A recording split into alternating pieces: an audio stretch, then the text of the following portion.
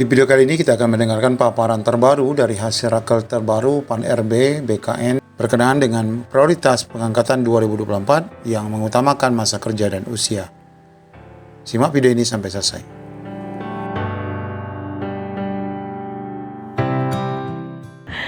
Pak Menteri, seperti yang disampaikan oleh Pak Ketua tadi, bahwa saya dengan Prof. Silvi waktu itu memang di Komite 3 dan kami memang pansus guru honorer. Alhamdulillah sebagian permasalahan guru honorer itu terpecahkan. Tapi setiap saya turun ke sekolah itu pihak operator sekolah, Bapak, operator sekolah dan penjaga perpustakaan itu mereka selalu berkeluh kesah, terutama operator sekolah. Operator sekolah itu mereka sudah mengabdi kadang-kadang sampai 10-15 tahun. Mereka juga sistem sekarang itu kan digitalisasi, tergantung pada mereka, Pak. Nah, mereka mengadukan nasibnya bagaimana ke depannya, karena yang mereka terima itu sangat tidak layak. Yang kedua juga untuk guru-guru playgroup itu juga komplain kenapa mereka tidak diperhatikan, sedangkan mereka adalah pondasi pendidik ya dari awal dasar, tapi nasib mereka juga tidak diperhatikan. Yang ketiga masalah tenaga kesehatan, Pak, masih banyak sekali yang tadi katanya Pak Menteri untuk daerah terpencil itu sedikit sekali yang mendaftar, sedangkan tenaga kesehatan di daerah kami di Nusa Tenggara Barat itu, Pak, di daerah terpencil mau aja mereka, Pak, sebetulnya gitu. Jadi saya nyampaikan hanya poin per poin karena pasti teman-teman semua menyiapkan aspirasi dari mereka, dari daerah mereka masing-masing, Pak. Nanti saya minta dijelasin Pak Abah kenapa operator ini tidak masuk, ya. Begitu juga terkait dengan penjaga perpustakaan, guru playgroup dan lain-lain. Itu ada, jadi gini Bapak sekalian, pengangkatan ini ada yang terkait dengan instansi pembina. Kalau pendidikan, instansi pembina adalah Dikbud. Nah, di situ ada undang-undang. Undang-undangnya adalah kalau tidak sarjana tidak bisa diangkat jadi P3K. Nah, harus sarjana. Maka banyak kita temukan orang guru-guru di terpencil karena belum sarjana tidak bisa angkat jadi P3K dan lain-lain. Ini undang-undang guru dan dosen. Kalau memang ingin dirubah, ya undang-undang guru ini kami sudah sampaikan betapa banyak yang telah mengabdi di desa-desa terpencil tapi mereka belum sarjana. Maka khusus Papua kita berikan afirmasi kemarin itu karena DOB Papua memerlukan beberapa terobosan. Terkait dengan guru-guru yang lolos untuk dikembalikan, saya sudah sampaikan ke Pak Nazim. Begitu juga terkait dengan direkrut ya dari swasta untuk dikembalikan dan seterusnya. Tapi saya ingin jawab beberapa hal. Bapak sekalian kami hormati, terkait dengan banyaknya keluhan daerah, justru sekarang ini sebenarnya ruang daerah itu sangat tinggi di dalam pengangkatan. Kami akan agak acak ya, nggak satu-satu ya, karena ada saling terkait. Justru formasi itu kita serahkan ke daerah. Ya, kita serahkan ke daerah untuk diusulkan ke kami nanti akan akan verifikasi sesuai kebutuhan. Nah, dulu full diserahkan ke daerah dulu, termasuk sekda yang menentukan dan termasuk tes semua diserahkan ke daerah. Apa yang terjadi? Dulu itu akhirnya muncul kira-kira istilah saya itu ASDP dulu. Apa itu? Anak, saudara, dan ponakan. Nah, kalau dulu ya, tapi ini berbeda. Kalau sekdanya ini maka punya anak apa, jurusan apa, dicocok-cocok ini nih formasinya. Apalagi kalau tesnya Pak Ajib diserahkan ke daerah, waduh banyak diserahkan ke daerah. Sehingga tesnya itu pakai waktu itu masih sangat konvensional. Yang terjadi apa? Ini nyaris tidak profesional dulu, tapi tidak semuanya. Takutnya nanti dikutip yang pernah jadi gubernur marah ke saya. Tidak semuanya. Jadi makanya munculnya PDAM waktu itu, istilah apa? Ponakan dan anak menantu. Semua PNS semua. Kalau sekda pasti kepala dinas pasti anak PNS. Nah, ini sekarang Pak, hak daerah tetap. Jadi rata-rata ada daerah yang mengusulkan kadang tidak sesuai. Misalnya nakes. Formasi kementerian kan itu untuk perawat di kesehatan, tapi yang diusulkan oleh bupatinya tenaga teknis kesehatan. Nah, sehingga antara yang diusulkan oleh daerah Kenapa kemudian dipangkas? Karena prioritasnya adalah nakes, bukan tukang ketik di dinas kesehatan. Baik. Jadi kalau TNI tidak bisa untuk di DKI, tidak bisa masuk di DKI, nggak bisa. Ya, Gitu kasihan ya? teman-teman saya. Ya, Terima kasih. terima kasih. Silakan Pak Abah. Pertama barangkali kami menyampaikan dulu kaitan dengan formasi di DPD Pak. Jadi DPD itu Pak Menteri ini ada komposisinya banyak, tapi 2022 itu tidak mengusulkan formasi. Sehingga ini, tapi jangan dimarahin ya kepala bironya teman saya. Nah makanya itu Pak, jadi tidak mengusulkan. Jadi ada yang tidak mengusulkan. Ya jadi 2022 itu. Kemudian yang kedua 2023 itu hanya mengusulkan 176 formasi, itu pun setelah kita validasi yang sesuai antara kualifikasi dengan jabatan itu ada 133. Nah, mudah-mudahan 133 itu bisa mengurangi teman-teman yang ada di sini. Ya, jadi barangkali nanti tahun depan harus dipetakan kualifikasi kompetensinya, kemudian dari awal itu sudah bisa diusulkan ke Pak Menteri. Ya, untuk kita validasi, tapi validasinya ketika tidak ada sesuaikan itu pasti akan kita take down Bu, karena dia tidak sesuai.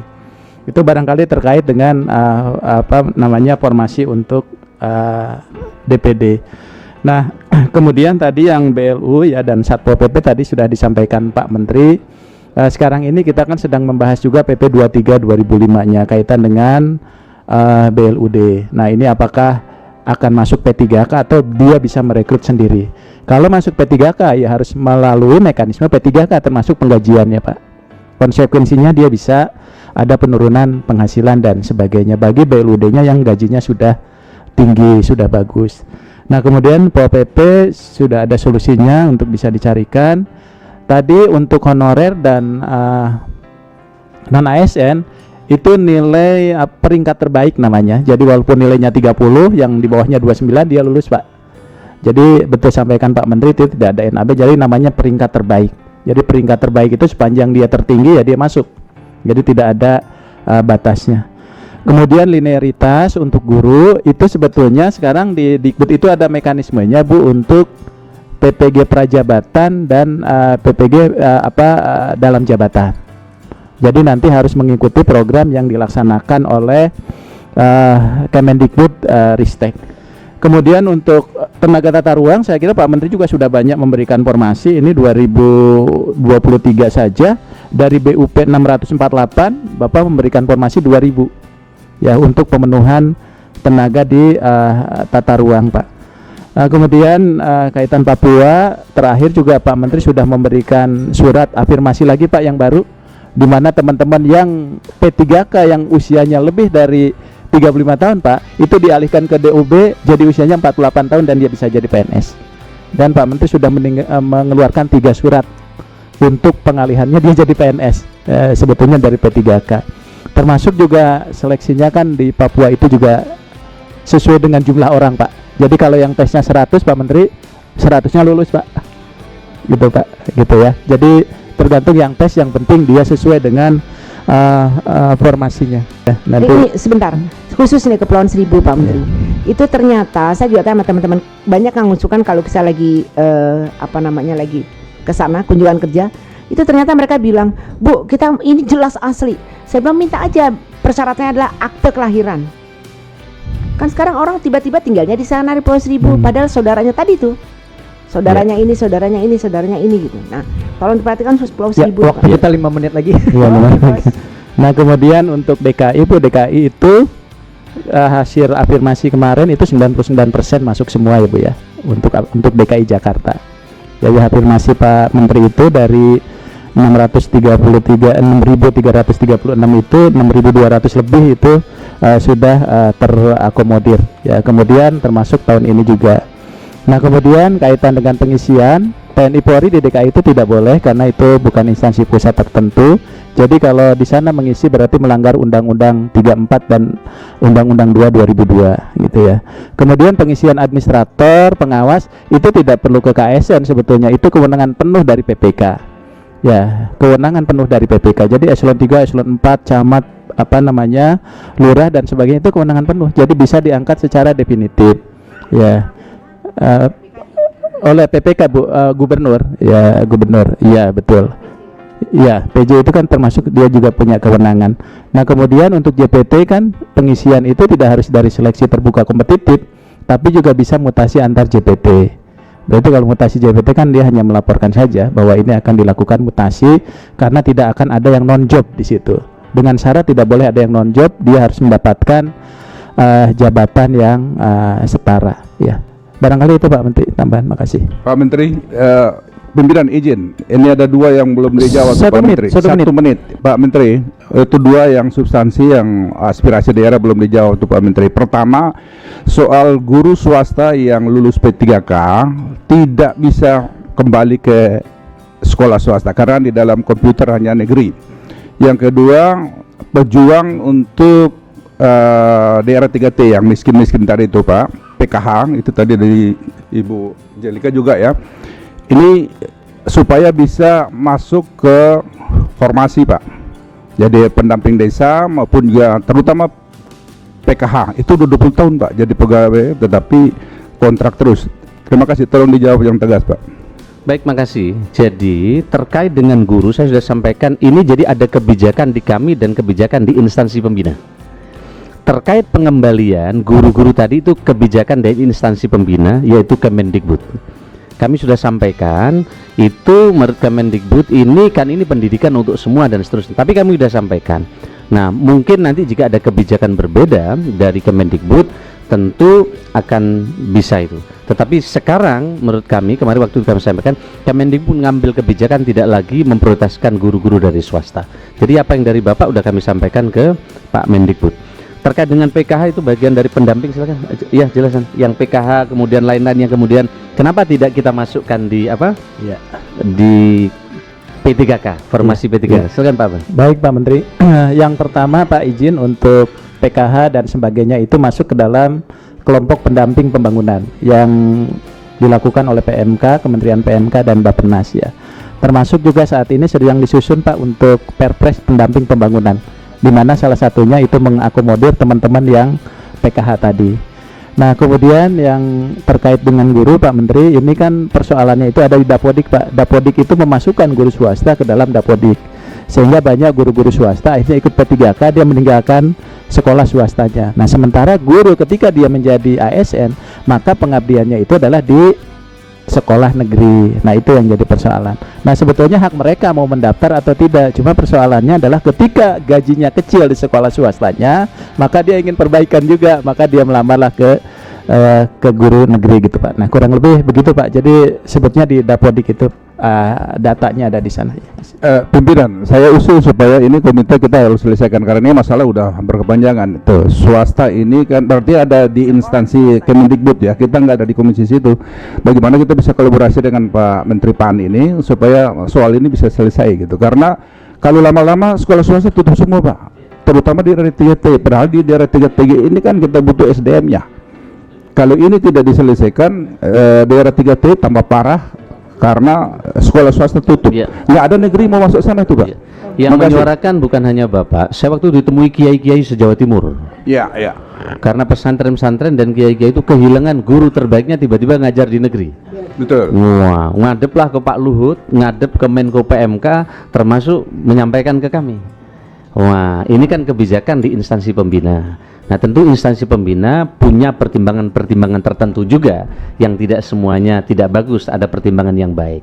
Oleh karena itu mungkin baiknya memang ada acara dengan Kemendikbud untuk menyampaikan ini. Jadi ini rata Pak se-Indonesia, termasuk saya punya yayasan 14 guru terbaik saya hilang Pak. Betul kan? 1. Komite 1 DPD RI mengapresiasi Kementerian PAN RB RI dalam rangka mewujudkan sumber daya manusia ASN yang kompetitif dan birokrasi yang profesional serta melayani dengan menerapkan 7 agenda transformasi dalam Undang-Undang Aparatur Sipil Negara. Setuju ya Pak Menteri ya, kita apresiasi nih. Normatif. Yang kedua, Komite 1 DPD RI meminta Kementerian PAN RB RI untuk terus mempersiapkan birokrasi yang berdampak dengan memangkas proses bisnis dan menjadikan birokrasi yang lincah menuju Indonesia Emas 2045. Sama dengan tujuannya. Komite 1 DPD RI meminta Kementerian PAN RB RI untuk memberikan perhatian khusus dan afirmasi bagi tenaga kesehatan, tenaga pendidikan, guru dosen, dan Satpol PP untuk diprioritaskan menjadi P3K sebagai upaya mendukung percepatan pembangunan bagi daerah terdepan, terluar, dan tertinggal serta daerah otonomi khusus. Ya, setuju ya Pak, karena tinggal tunggu PP-nya saja sebenarnya.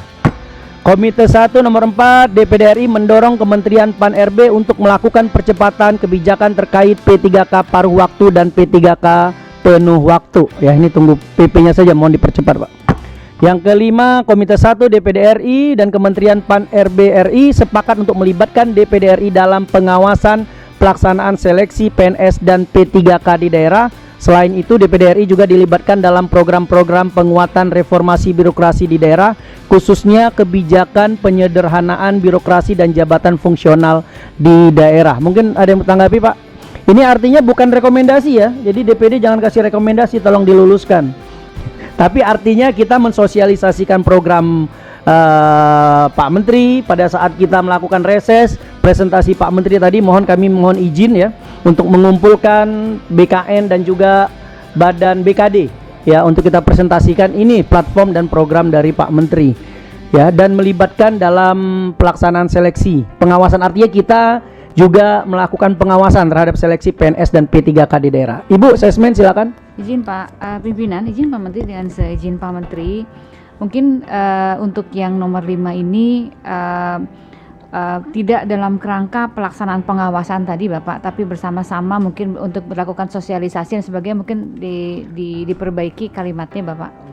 Iya, dalam sosialisasi ya. Iya, DPD mendukung program Komite 1 mendukung program Kementerian Pan-RB seperti itu dalam mensosialisasikan seleksi PNS. Ya, Komite 1 mendukung program Kementerian Pan-RB dalam sosialisasi seleksi PNS PPK di daerah serta program-program penguatan reformasi birokrasi gitu Pak. Serta program-program Nah, langsung saja serta program-program penguatan. Nah, itu langsung selain di PDRI juga di bawah itu dihapus semuanya. Ya. Lokasi di daerah titik begitu aja Pak, karena di dalamnya sudah termasuk fungsional Pak. Oh ya, ya sudah jelas ya, mendukung program kementerian dan sosialisasi. Setuju ya Pak Menteri ya? Oke.